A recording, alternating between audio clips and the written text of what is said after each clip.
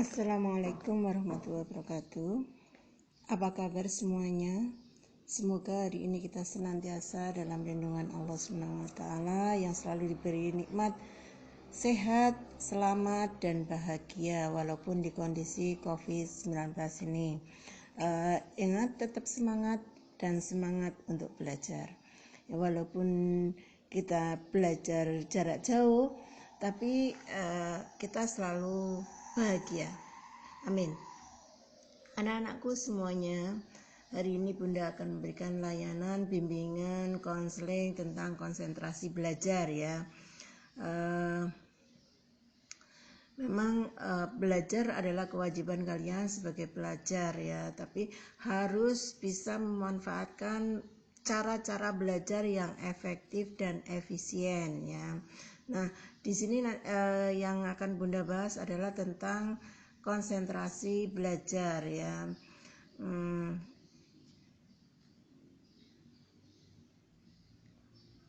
Pengertian dari konsentrasi belajar, saya kira kalian sudah paham semuanya ya. Konsentrasi adalah memusatkan perhatian atau pikiran pada suatu hal. Konsentrasi sama artinya dengan keadaan khusus seseorang pada sesuatu. Jadi memfokuskan diri pada sesuatu ya. Konsentrasi belajar adalah pemusatan daya pikiran dan perbuatan pada suatu objek yang dipelajari dengan menghalau atau menyisihkan segala hal yang tidak ada hubungannya dengan objek yang dipelajari. Jadi memfokuskan diri pada apa yang dipelajari, menghalau hal-hal yang akan mengganggu apa yang dipelajari. Jadi fokus, konsentrasi di situ apa yang kalian pelajari.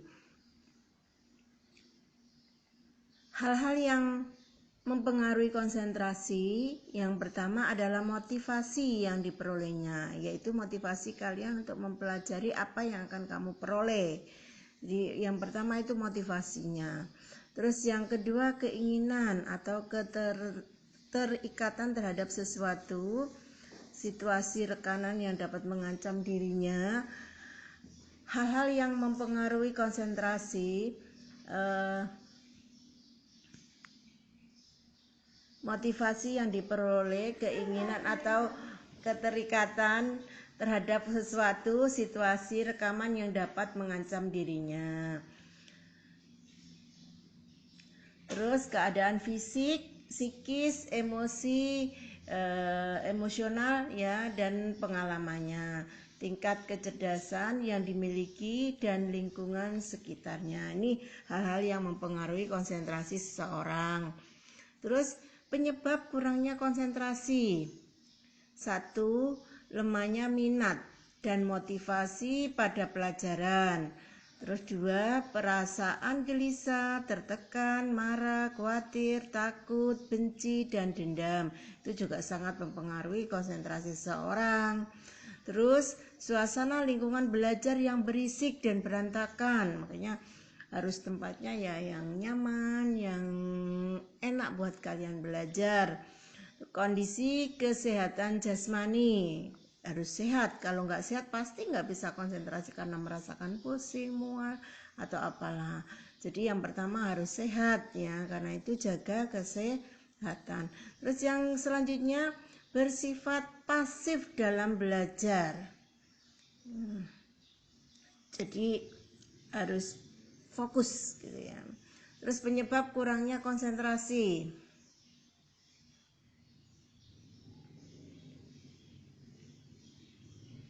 Lemahnya minat dan motivasi pada pelajaran, perasaan gelisah, tertekan, marah, khawatir, takut, benci, dan dendam, suasana lingkungan pelajaran yang berisik dan berantakan, kondisi kesehatan jasmani.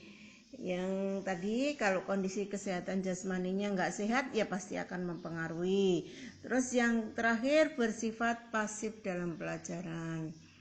Terus manfaat konsentrasi.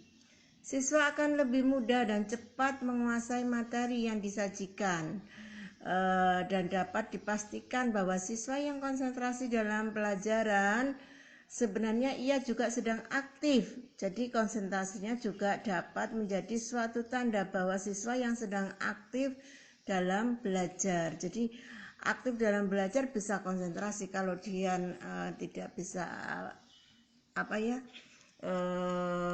aktif dalam, tidak bisa konsentrasi, berarti dia tidak aktif dalam belajar.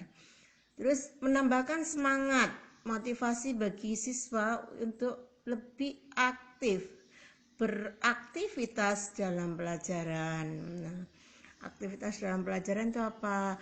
Membaca, mendengarkan, menulis, menyimak, mengerti dan memahami dan lain-lainnya.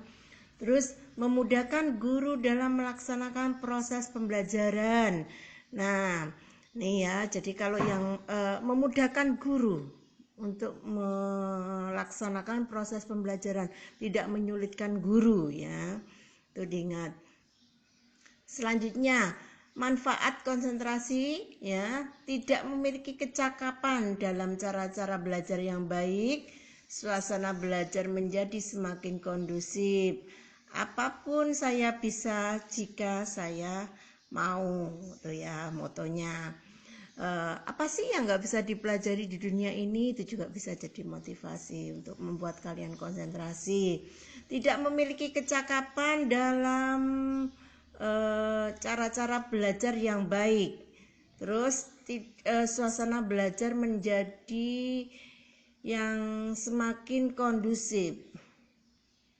Jadi kalau fokus ya, itu suasana belajar pasti akan kondusif. Terus selanjutnya cara meningkatkan konsentrasi.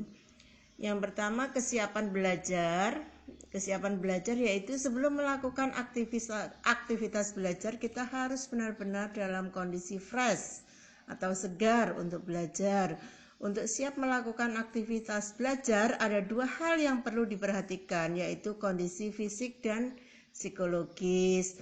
Kondisi fisik harus bebas dari gangguan penyakit, kurang gizi dan kelaparan itu nggak boleh ya.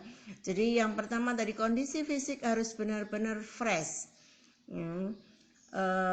Kondisi psikis harus steril dari gangguan konflik kejiwaan atau ketegangan emosional seperti cemas, kecewa, patah hati, iri dan dendam dan lain-lain ya. Jadi itu enggak boleh semuanya. Terus menanamkan niat dan motivasi belajar dengan cara mengembangkan imajinasi berpikir belajar. Untuk membangkitkan minat dan motivasi belajar, maka perlu kita ketahui ya apa yang dipelajari. Ya, harus mengetahui apa yang dipelajari. Terus untuk apa mempelajari materi pelajaran yang hendak dipelajari. Terus apa hubungannya materi pelajaran dengan kehidupan sehari-hari, yaitu manfaat mempelajari dan apa yang dapat kita lakukan dengan pengetahuan tersebut. Terus bagaimana cara mempelajarinya. Nah, cara belajar yang baik yaitu untuk memudahkan konsentrasi belajar dibutuhkan panduan untuk mengaktifkan cara berpikir, menyelesaikan fokus masalah. Pengarahan rasa ingin tahu juga harus membuat tujuan yang hendak dicapai. Cara-cara menghidupkan dan cara mengembangkan rasa ingin tahu kita, sehingga tuntas terhadap apa yang hendak dipelajari. Dengan kata lain, berusaha menyusun kerangka berpikir dan bertindak step by step dengan memecahkan masalah. Lingkungan yang kondusif yaitu bisa membantu belajar menumbuhkan lingkungan yang kondusif untuk memperoleh hasil belajar secara optimal. Harus diupayakan tempat dan ruangan yang apik, nyaman ya, teratur dan bersih. Suasananya harus nyaman untuk belajar ya. Terus belajar aktif. Jika kita sulit konsentrasi belajar di sekolah atau sulit mengerti apa yang dijelaskan guru dan sebagainya, maka kita harus dapat mengembangkan pola belajar aktif. Kita harus aktif belajar, berani mengungkapkan ketidaktahuan pada guru ya, berani menyampaikan apa yang kalian tidak tahu ya, berani bertanya, ya, dengan cara buang rasa sungkan, rasa malu, rasa takut pada Bapak Ibu guru. Bapak Ibu guru tidak akan memberi hukuman pada kita yang proaktif dalam belajar. Ya, biasanya yang dihukum kan yang bermasalah. Jadi makanya itu harus aktif, ya, harus aktif biar tadi bisa memfokuskan dan dapat hasil yang maksimal.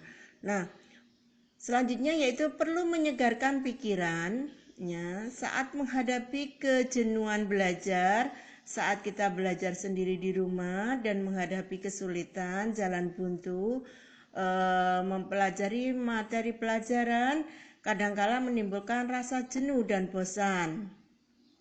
Ya kan, biasanya gitu ya. Apalagi sekarang di kondisi seperti ini pasti kalian akan merasa jenuh dan bosan. Tugas banyak, tugas menumpuk, tapi nggak dikerjakan, malah jalan-jalan. Nah, tuh akhirnya jalan-jalan yang diutamakan ya untuk menghilangkan kejenuhan. Nah, jika hal ini terjadi maka jangan paksakan diri. Jika untuk terus melanjutkan belajar, jika dipaksakan akan menimbulkan kepenatan dan kelelahan sehingga akan menimbulkan antipati untuk belajar. Jadi kalau tadi udah capek, lelah dengan tugas, maka istirahat sebentar, freshkan pikiran, perasaan Anda dan badan Anda ya. Dengan cara apa? Mungkin bisa refreshing dengan melihat tanaman, olahraga sebentar atau mendengarkan musik dan lain sebagainya. Nah, jalan keluar yang harus jalan keluarnya kita harus menyediakan waktu 5-10 menit untuk beristirahat sejenak dengan mengalihkan perhatian pada hal lain tadi yang Bunda sebutkan, dengan jalan-jalan, melihat tanaman, bermain bola, atau mungkin berolahraga yang lain, atau bersepeda dan lain sebagainya, yang intinya menyegarkan kembali, atau mungkin nih jalan-jalan ke pantai ya. Jika kepenatan dan kelelahan daya pikir atau daya kerja otak kita hilang dan pikiran kembali fresh, maka kita dapat kembali melanjutkan pelajaran yang tertunda tersebut. Nah, oke, terima kasih. Sampai di sini pertemuan kita kali ini. Mudah-mudahan kita senantiasa diberi kesehatan sama Allah. Dan ingat, di kondisi pandemi ini harus tetap jaga kesehatan dengan makan yang teratur, 4 sehat 5 sempurna, dan sesuai protokol COVID, yaitu pakai masker, cuci tangan, dan jaga jarak ya, atau pakai masker, cuci tangan, jaga jarak, cuci tangan, pakai masker, dan jaga jarak. Baik, terima kasih, sampai ketemu lagi di layanan selanjutnya. Saya akhiri, wabillahi taufik wal hidayah. Wassalamualaikum warahmatullahi wabarakatuh.